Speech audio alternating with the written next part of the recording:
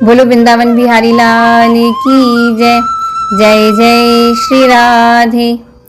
श्रावण मास के कृष्ण पक्ष की एकादशी कामिका एकादशी कहलाती है। इस दिन शंख चक्र गदा और पद्मधारी भगवान श्री हरि विष्णु का पूजन करना चाहिए। यह एकादशी व्रत सभी कामनाओं की पूर्ति करने वाली है, इसी कारण इसे कामिका एकादशी कहा गया।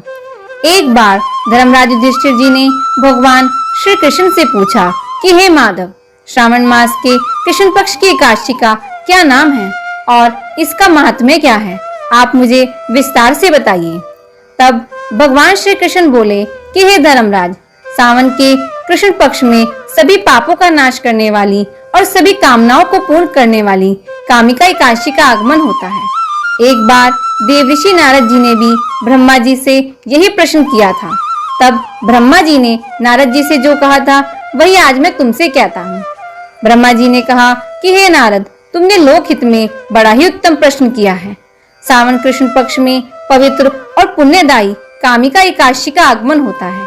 इसकी कथा को सुनने मात्र से ही वाजपेयी यज्ञ करने का फल प्राप्त होता है। इस तिथि को शंख चक्र गदा और पद्म धारण करने वाले भगवान श्री हरि विष्णु की उपासना करनी चाहिए।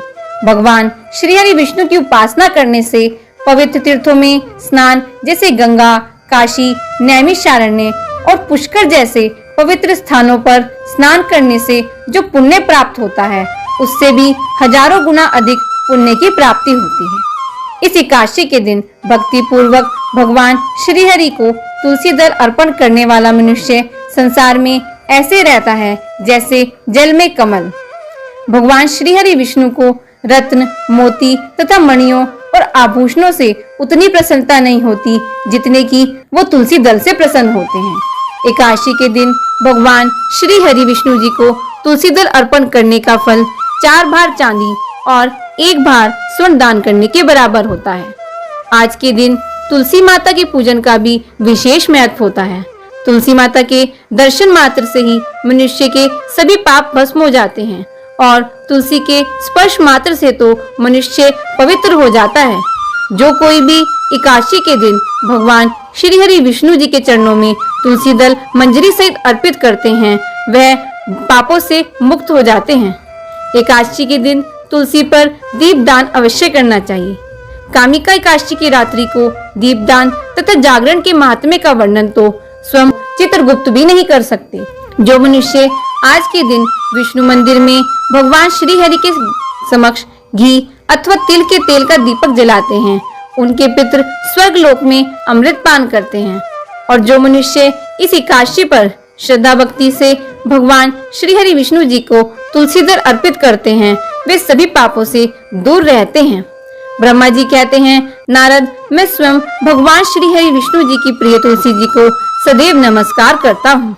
तुलसी जी भगवान श्री हरि की प्रिया हैं। पाप से भयभीत मनुष्यों को इस कामिका एकादशी का व्रत अवश्य करना चाहिए। यह एकादशी व्रत से बढ़कर पापों की मुक्ति का अन्य कोई उपाय नहीं है। भगवान श्री हरि विष्णु जी ने भी कहा है कि कामिका एकादशी के व्रत से कोई भी जीव कुयोनि को प्राप्त नहीं होता।